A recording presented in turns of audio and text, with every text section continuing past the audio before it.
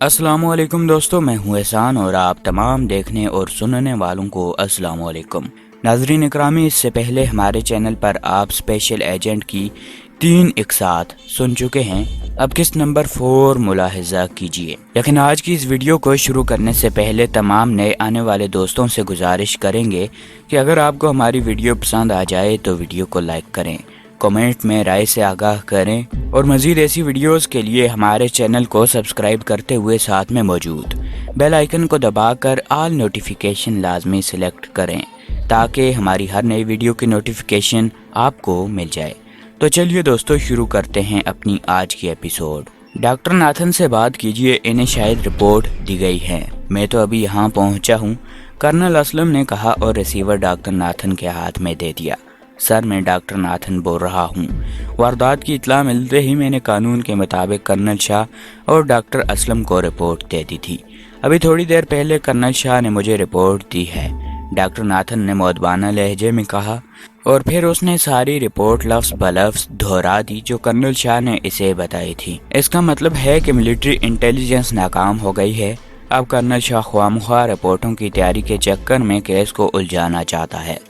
Secretary वजारत दिफा ने इंतहाई तल्ख लहजे में कहा, सर, इनकी रिपोर्ट से तो यही जाहिर होता है। डॉक्टर नाथन ने कहा, उनकी रिपोर्ट से भी यही जाहिर होता है कि मुजरिमों ने बाकायदा प्लानिंग के तहत वारदात की है, कि वो कार और हेलीकॉप्टर भी तैयार थे।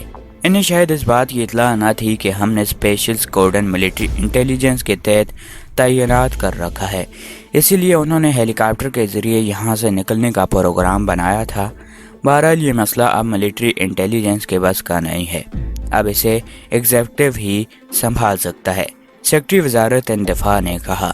एग्जीक्यूटिव? डॉक्टर नाथन ने चौंकते हुए कहा। उसने शायद पहली बार ये नाम सुना था। हाँ, पाकिस्तान सेक्रेटरी सर्विस का चीफ। वो इंतहाई होशियार आदमी है, इंतहाई बाखबर। अब देखो कि मैं सेक्रेटरी वजारत दिफा होने के बावजूद इस वारदात से भी लाइलम था, लेकिन एग्जीक्यूटिव को इस वारदात की सुन-गुन मिल गई थी। उसने कर्नल शाह से रब्ता किया, लेकिन कर्नल शाह इन्हें टाल गए। हालांकि कर्नल शाह अच्छी तरह जानते हैं कि एग्जीक्यूटिव कितना बाख्तियार है। वो चाहता तो कर्नल शाह को अपने आर्डर से डिसमिस कर सकता था, लेकिन उन्होंने इस मौके पर उलझना जरूरी नहीं समझा और सेक्रेटरी वजारत खारजा से कहा कि वो मुझसे इस बारे में रिपोर्ट हासिल करके इन्हें बताएं। सेक्रेटरी वजारत खारजा सर सुल्तान ने मुझे फ़ोन किया तो मैं सख्त शर्मिंदा हुआ कि मैं मुतल्लिका महकमे का सरबराह हूँ, लेकिन मुझे किसी बात का इल्म नहीं। बहरहाल मैं कर्नल शाह की जवाब तलबी तो बाद में करूँगा, फ़िलहाल मैं सर सुल्तान को रिपोर्ट तो दे दूँ। और सुनिए डॉक्टर नाथन, अगर एग्जीक्यूटिव इसके किसी नुमाइंदे का फ़ोन आए या ख़ुद चेकिंग के लिए आए तो आपने उनसे मुकम्मल ताउन करना है, सेक्रेटरी वजारत दिफा ने सख्त लहजे में कहा। बेहतर सर, हुक्म की तामील होगी, डॉक्टर नाथन ने जवाब दिया। ये मैं बता दूं कि एग्जीक्यूटिव इस मुल्क में सबसे ज़्यादा बाख्तियार आदमी है। वो चाहे तो मुझे भी बगैर वजह बताए गिरफ्तार कर सकता है या डिसमिस कर सकता है, इसीलिए इससे ताउन करते वक्त आप हर लिहाज से मुस्तैद रहें, सेक्रेटरी वजारत दिफा ने कहा। जी सर, मैं समझ गया, डॉक्टर नाथन ने कहा। ओके, दूसरी तरफ से कहा गया और इसके साथ ही राब्ता ख़त्म हो गया। डॉक्टर नाथन ने एक तवील सांस लेते हुए रिसीवर रख दिया। कमाल है, इस कदर बाख्तियार आदमी भी इस मुल्क में मौजूद है।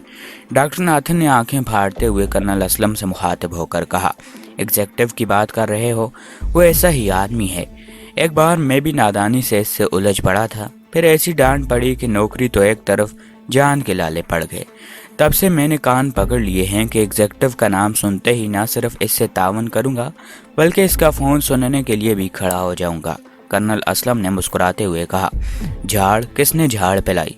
सेक्रेटरी वजारत दिफा तो ऐसा नहीं कर सकते, वो रैंक में आपके बराबर हैं, डॉक्टर नाथन ने हैरत भरे लहजे में पूछा। आप सुनकर हैरान होंगे कि डिसर मुमलकत ने बराह रास्त फ़ोन किया था और इसके बाद मुझे पता चला कि वो सदर मुमलकत से भी ज़्यादा बाख्तियार है। सदर मुमलकत पर लाजम है कि इसके इस्तकबाल के लिए उठ खड़े हो जाएं, जबकि इस पे लाजम नहीं कि वो सदर के लिए खड़े होने की भी जहमत का वारा करे। और दूसरी बात यह कि सदर मुमलकत से किसी भी ऐसे मसले में जिसका ताल्लुक मुल्की सलामती से हो जवाब तलब कर सकता है, जबकि सदर को एग्जीक्यूटिव से जवाब तलब करने का कोई इख्तियार नहीं है। खुदा नी पनाह, इस कदर बाख्तियार। लेकिन ये साहब हैं कौन? इनका काम क्या है? डॉक्टर नाथन की आंखें हैरत की शिद्दत से इस कदर फट गई थीं कि कर्नल असलम ने सोचा कि कहीं वो हैरत की शिद्दत से मर ही न जाए। ये बात किसी और को भी नहीं मालूम, सदर मुमलकत को भी नहीं, बस वो एग्जेक्टिव कहलाता है। सीक्रेट सर्विस का चीफ है और ख़ास मीटिंग्स में नकाब पहनकर आता है। कर्नल असलम आज वाकई डॉक्टर नाथन को हैरत के समंदर में गोता लगाने पर मजबूर कर रहा था। हाँ, मैं सोच भी न सकता था कि ऐसा आदमी भी इस मुल्क में हो सकता है, डॉक्टर नाथन ने सर हिलाते हुए कहा। अच्छा, मुझे इजाज़त दीजिए। अब यकीनन केस एग्जेक्टिव को ट्रांसफ़र हो जाएगी और इसके साथ ही हमारी जिम्मेदारी ख़त्म हो जाएगी, कर्नल असलम ने कुर्सी से उठते हुए कहा और फिर डॉक्टर नाथन से मुसाफा करके दफ्तर से बाहर निकल गए। इनके चेहरे पर ऐसा इत्मीनान था जैसे बहुत बड़ी जिम्मेदारी का बोझ इनके कंधों से उतर गया हो। कर्नल असलम के जाने के बाद डॉक्टर नाथन ने फ़ोन पर चीफ सिक्योरिटी ऑफिसर को कॉल किया और इसे कर्नल शाह की हिदायत के मुताबिक वारदात की मुकम्मल और तफसीली रिपोर्ट तैयार करने का हुक्म दिया। इसके साथ ही उन्होंने लेबॉर्ट्री में मौजूद हर शख्स की कंप्यूटर चेकिंग के अहकामात भी जारी कर दिए ताकि मज़ीद तसल्ली हो सके। अभी उन्होंने चीफ सिक्योरिटी ऑफिसर से बात करके रिसीवर रखा ही था कि फ़ोन की घंटी बज उठी। डॉक्टर नाथन ने कहा, chief of secretary service executive से बात कीजिए। ऑपरेटर ने सहमे हुए लहजे में कहा, ओह, बात करवाओ। डॉक्टर नाथन ने बुरी तरह चौंकते हुए कहा, और वो सोच भी नहीं सकता था कि इतनी जल्दी एग्जेक्टिव का फ़ोन भी आ सकता है। चंद लम्हों बाद क्लिक की आवाज़ सुनाई दी और फिर रिसीवर पर एक बावकार लेकिन करख्त आवाज़ गूंज उठी। It is executive. बात करने वाले के लहजे में इस कदर दबदबा था कि डॉक्टर नाथन का हाथ एक बार कांप गया। इसके अलावा एग्जेक्टिव के बेपनाह और वसी एहतियारात का भी सुन चुके थे। यस सर, डॉक्टर नाथन बोल रहा हूँ, डिफेंस लेबॉर्ट्री 3 का इंचार्ज। डॉक्टर नाथन ने अपने आप को संभालने की कोशिश करते हुए कहा। डॉक्टर नाथन, ब्लू कैप्सूल की माहियत क्या है? एग्जेक्टिव ने पूछा और डॉक्टर नाथन ने पूरी तफसील सुना दी। क्या आप बता सकते हैं कि इस कैप्सूल को अगर आप खोल दें तो ये जरासीम नुकसान पहुंचा सकते हैं या नहीं? एग्जेक्टिव ने पूछा। यस सर, जहाँ तक मेरी मालूमात का ताल्लुक है, इस कैप्सूल का खुलना 100 मील के दायरे में इंतहाई तबाहकुन साबित हो सकता है, क्योंकि दर्जा हरारत जिसमें यह काम करता है वो आजकल यही दर्जा हरारत है। वैसे डॉक्टर मार्टन ने इस खामी पर काबू पा लिया था कि वो हर किस्म के मौसमी हालात में काम कर सकें, लेकिन ये खामी अभी सिर्फ थ्योरी की हद तक थी। डॉक्टर नाथन ने जवाब दी। डॉक्टर मार्टन के बारे में मुकम्मल तफसील बताइए, इनके हुलिये और कदो कामत समेत एग्जेक्टिव ने पूछा और डॉक्टर नाथन ने तफसीली हुलिया और दीगर तफसीलात बतानी शुरू कर दी। इस जैसे और कैप्सूल आपकी लेबॉर्ट्री में हैं? एग्जेक्टिव ने पूछा। नो सर, ये वाहिद कैप्सूल था। ये डॉक्टर मार्टन की 20 साल मेहनत का नतीजा था, डॉक्टर नाथन ने जवाब दिया। डॉक्टर मार्टन गुज़श्ता दिनों लेबॉर्ट्री से बाहर गए थे? एग्जेक्टिव ने पूछा। यस सर, वो हर हफ्ते एक रोज़ अपनी वालदा से मिलने जाया करते थे। उन्होंने अभी तक शादी नहीं की थी। परसों वो अपनी वालदा से मिलने गए थे और कल वापस आए हैं, डॉक्टर नाथन ने जवाब दिया। अब वो अपने आप को मुकम्मल तौर पर संभाल चुके थे। इनकी वालदा का पता? एग्जेक्टिव ने पूछा और डॉक्टर नाथन ने डॉक्टर मार्टन की वालदा का पता और रिहाइश गाह बता दी। ओके डॉक्टर नाथन, मेरा नुमाइंदा हो सकता है किसी भी रोज़ किसी भी वक्त लेबॉर्ट्री को चेक करने के लिए आए। आप सिक्योरिटी अमला को कह दें ताकि इसे अंदर आने में तकलीफ ना हो। इस नुमाइंदे का नाम अली इमरान है और कोड एग्जेक्टिव होगा। आपको इसकी हर सूरत से ताउन करना होगा, एग्जेक्टिव ने इन्हें हिदायत देते हुए कहा। ठीक है सर, मुकम्मल ताउन होगा, लेकिन सर मिलिट्री इंटेलिजेंस के कर्नल शाह अगर कोई हिदायत दें तो? डॉक्टर नाथन ने कहा। इनके महकमे से केस ट्रांसफ़र हो गया है, इसीलिए अब आप इनकी हिदायत की तकमील के पाबंद नहीं हैं, एग्जेक्टिव ने कहा और इसके साथ ही राब्ता ख़त्म हो गया। डॉक्टर नाथन ने एक तवील सांस लेते हुए रिसीवर रख दिया। इसके जहन में ये ख्वाहिश सर उठाने लगी थी कि वो किसी तरह वो एग्जेक्टिव को सामने आता देख ले, क्योंकि इसकी बावकार आवाज़, इसके एहतियारात की वसत का पता चलने के बाद ये ख्वाहिश फितरी थी। लेकिन अब इन्हें क्या मालूम कि एग्जेक्टिव को देखने की ख्वाहिश में किस कदर लोग अपनी गर्दनें कटवा चुके हैं। ब्रोनो को अभी डी सल्वा के दफ्तर में बैठे थोड़ी ही देर हो गई होगी कि दरवाज़ा खुला और काउंटर मैन अंदर दाखिल हुआ। तशरीफ़ लाइए जनाब, कार आ गई है, काउंटर मैन ने मौदवाना लहजे में कहा और ब्रोनो उठकर खड़ा हो गया और काउंटर मैन ने इसे हाल की तरफ जाने के बजाय एक और रास्ते पर लेकर चला गया। ब्रोनो बड़े चौंकने अंदाज में चल रहा था। इसका एक हाथ मुसलसल ओवरकोट के अंदर था। जहाँ इसने स्टीन गन रखी हुई थी। तंग से रास्ते से गुजर कर, जिसका अख्ताम एक लकड़ी के पुराने से दरवाजे पर हुआ, काउंटरमैन ब्रोनू को होटल के अकबी गली में ले आया, जहाँ सफ़ेद रंग की एक लंबी सी कार मौजूद थी। ड्राइविंग सीट पर एक उधेड़ उम्र बावर्दी ड्राइवर मौजूद था। तशरीफ़ ले जाइए साहब, ये बड़े साहब की कार है, काउंटरमैन ने कहा, और ब्रोनू दरवाज़ा खोलकर इसकी पिछली सीट पर बैठ गया। चंद लम्हों बाद कार खासी तेज़ रफ्तारी से शहर की सड़कों पर दौड़ रही थी। डिसल्वा की रिहाइश का किस जगह है? ब्रोनू ने ड्राइवर से मुखातिब होकर पूछा। 26 सैटेलाइट टाउन जनाब, ड्राइवर ने बगैर गर्दन मोड़े जवाब दिया। ब्रोनू सर हिलाकर खामोश हो गया। मुख्तलिफ सड़कों से गुजरने के बाद कार एक बहुत बड़ी रिहायशी कॉलोनी में दाखिल हुई, जिसमें बड़ी बड़ी और अजीम शान कोठियाँ मौजूद थीं, और फिर चंद ही लम्हों के बाद एक कार अजीम शान कोठी के बड़े से फाटक के सामने रुक गई। ड्राइवर ने महसूस अंदाज में 3 बार हॉर्न दिया तो फाटक खुद ब खुद खुल गया और ड्राइवर कार अंदर लेता गया। वसी लान से गुजरने के बाद कार पार्किंग लॉट में जा रुकी। पार्किंग लॉट से मुल्हक्का बरामदे में इस वक्त तक 3 मुसल्लह नौजवान मौजूद थे। इनके साथ ही एक लंबा तड़ंगा भारी जिस्म का आदमी स्लीपिंग गोन पहने खड़ा हुआ था। ये होटल चार्ल्स का मालिक डिसल्वा था। कार रुकते ही डिसल्वा जल्दी से करीब आया और इसने खुद पिछली सीट का दरवाज़ा खोल दिया। खुशामदीद जनाब, डिसल्वा ने मुस्कुराते हुए कहा। थैंक यू, ब्रोनू ने कार से बाहर आते ही कहा, और फिर इसने डिसल्वा के साथ मुसाफा किया और डिसल्वा इसे अपने हमरा लेकर इमारत के अंदरूनी हिस्से की तरफ बढ़ गया। मुख्तलिफ कमरों से गुजरने के बाद वो एक ऐसे कमरे में पहुंच गए जिसे दफ्तर के अंदाज में सजाया गया था। कमरे की साथ बता रही थी कि वो साउंड प्रूफ है। डिसल्वा ने अंदर आने के बाद इसका फौलादी दरवाज़ा बंद कर दिया और साथ लगे स्विच बोर्ड पर मौजूद एक छोटा सा बटन दबाया तो दरवाजे पर कमरे की दीवार के रंग का चादर सी आ गई और अब वहाँ कोई दरवाज़ा नज़र नहीं आ रहा था। अब आप पूरे इत्मीनान से बात कर सकते हैं जनाब, डिसल्वा ने मुतमईन लहजे में कहा। चीफ बास से फौरी तौर पर बात करना चाहता हूँ, ब्रोनू ने संजीदा लहजे में कहा। चीफ बास से? ठीक है, मैं करा देता हूँ, लेकिन पहले आप ये बताएं कि मिशन का क्या हुआ, डिसल्वा ने कहा। मिशन में कामयाबी हुई है, ब्रोनू ने सर हिलाते हुए कहा। वो कैप्सूल आप ले आए हैं, डिसल्वा ने इश्तियाक भरे लहजे में कहा।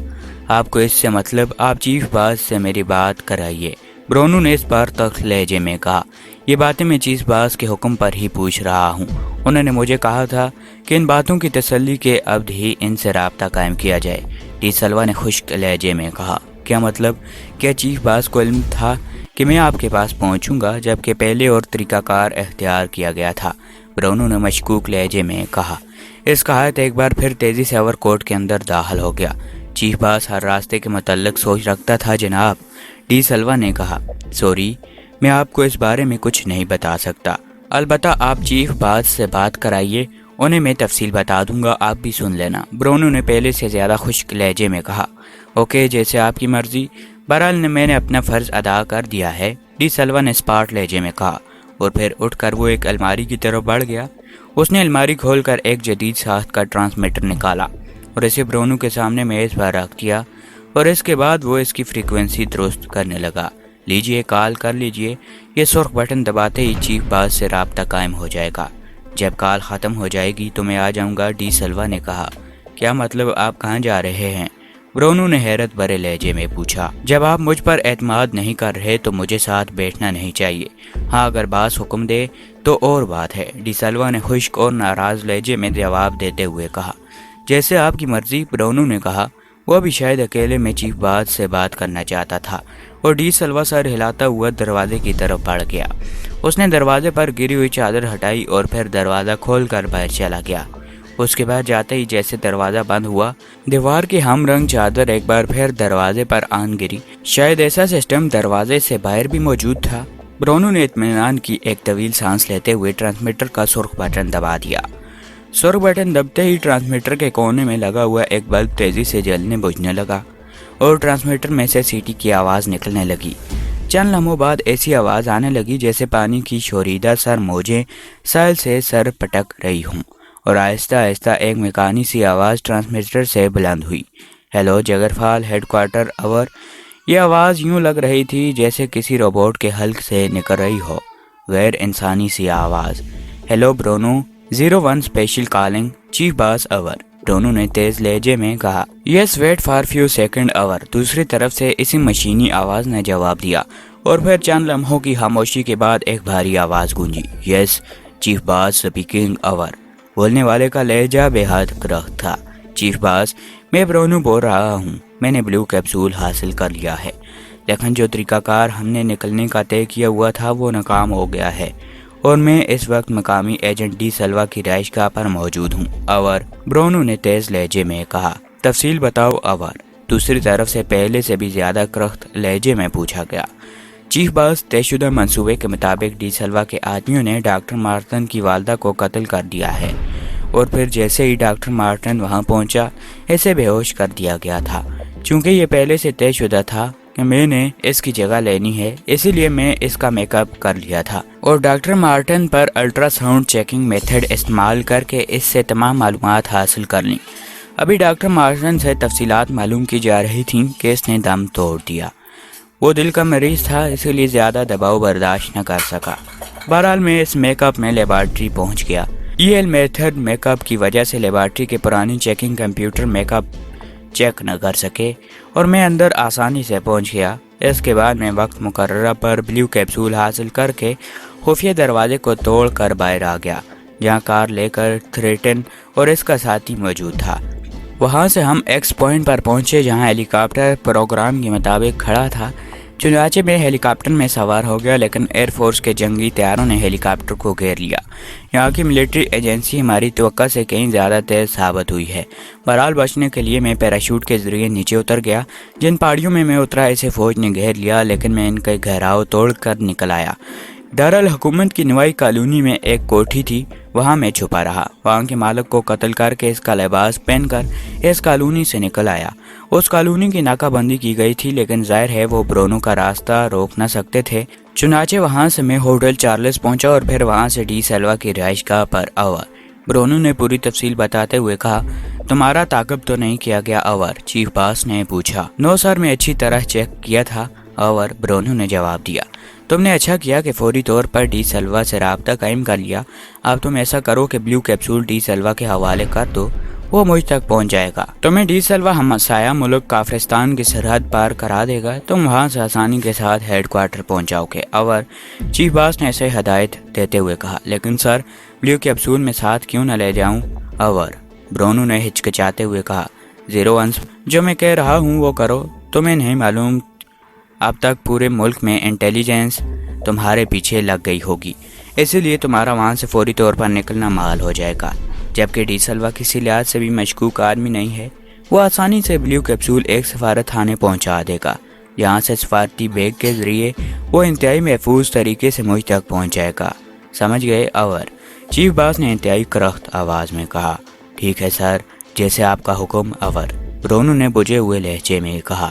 ایسے چیف باس کے اس حکم کی شدید جھٹکا پہنچایا تھا۔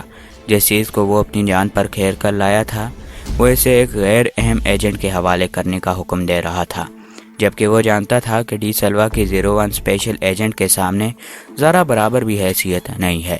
لیکن بہرحال چیف باس کے حکم کی تعمیل بھی لازمی تھی۔ اوکے اوور اینڈ آل، دوسری طرف سے کہا گیا، اور اس کے ساتھ ہی دوبارہ سیٹی کی آواز بجنے لگی۔ برونو نے ڈھیلے سے ہاتھ سے سرخ بٹن دبا کر رابطہ ختم کر دیا۔ چند لمحوں بعد کرکر کی آواز سے دروازے پر پردہ موجود چادر ہٹ گئی، اور پھر دروازہ کھلا اور ڈی سلوا اندر داخل ہوا۔ برونو چونک کر اسے دیکھنے لگا۔ چیف باس نے حکم کیا دیا ہے جناب، ڈی سلوا نے انتہائی مؤدبانہ لہجے میں کہا۔ میری سمجھ میں یہ بات نہیں آئی کہ آخر آپ کو کس طرح پتہ چل گیا کہ ٹرانسمیٹر کال ختم ہو گئی ہے، برونو نے مشکوک لہجے میں کہا۔ سر، اس کمرے کے باہر بلب موجود ہے، جب ٹرانسمیٹر کال ہوتی ہے تو تب وہ جل جاتا ہے، اور جب ختم ہوتی ہے تو وہ بجھ جاتا ہے، ڈی سلوا نے جواب دیا۔ آپ کا یہاں کسی سفارت خانے سے لنک ہے، برونو نے کہا۔ سفارت خانے سے؟ ہاں ہے۔ چیف باس نے خاص طور پر یہاں ویسٹرن کارمن سفارت خانے سے لنک رکھنے کا حکم دیا ہوا ہے۔ کیوں؟ ڈی سلوا نے حیرت بھرے لہجے میں کہا۔ ٹھیک ہے، چیف باس نے حکم دیا ہے کہ میں بلیو کیپسول آپ کو دے دوں تاکہ آپ اسے سفارت خانے پہنچا دیں اور مجھے کافرستان کی سرحد عبور کرا دیں، برونو نے طویل سانس لیتے ہوئے کہا۔ اس کی چھٹی حص نہ جانے کیوں بار بار خطرے کی گھنٹی بجا رہی تھی۔ سوری، سفارت خانے کے ساتھ صرف میرا لنک ہے، کسی اجنبی کی موجودگی سے معاملات خراب ہو سکتے ہیں۔ ویسے آپ بے فکر ہیں، میں ایک ذمہ دار آدمی ہوں، چیف باس میری کارکردگی سے اچھی طرح واقف ہے۔ डी सल्वा ने खुश्क लहजे में कहा। ओके, ब्रोनू ने होंठ भींचते हुए कहा, और फिर इसने कोट की खुफिया जेब के बटन खोले और इसमें से एक छोटी सी डिबिया निकाल कर डी सल्वा की तरफ बढ़ा दी। डी सल्वा ने बड़े इश्तियाक आमेज लहजे में डिबिया इसके हाथ से ले ली। क्या वो ब्लू कैप्सूल इसके अंदर है? डी सल्वा ने इश्तियाक भरे लहजे में कहा। हाँ, इसके अंदर है, लेकिन मोहतात रहना। डॉक्टर मार्टिन ने इसके बारे में जो तफसील बताई है, इसके मुताबिक अगर ये कैप्सूल खुल गया तो 100 मील के दायरे तक हर जानदार चीज़ पलक झपकने में तबाह हो जाएगी, और तुम्हारे समेत, ब्रोनू ने इसे तंबिया करते हुए कहा। दोस्तों, आज की इस वीडियो में बस इतना ही। उम्मीद है कि आप सबको वीडियो पसंद आई होगी। वीडियो पसंद आ जाए तो वीडियो को लाइक करना ना भूलिएगा। मिलेंगे अगली एपिसोड में, तब तक मुझे दीजिए इजाज़त। अल्लाह पाक आप सबका हाफिज़ व निगहबान। वालेकुम अस्सलाम।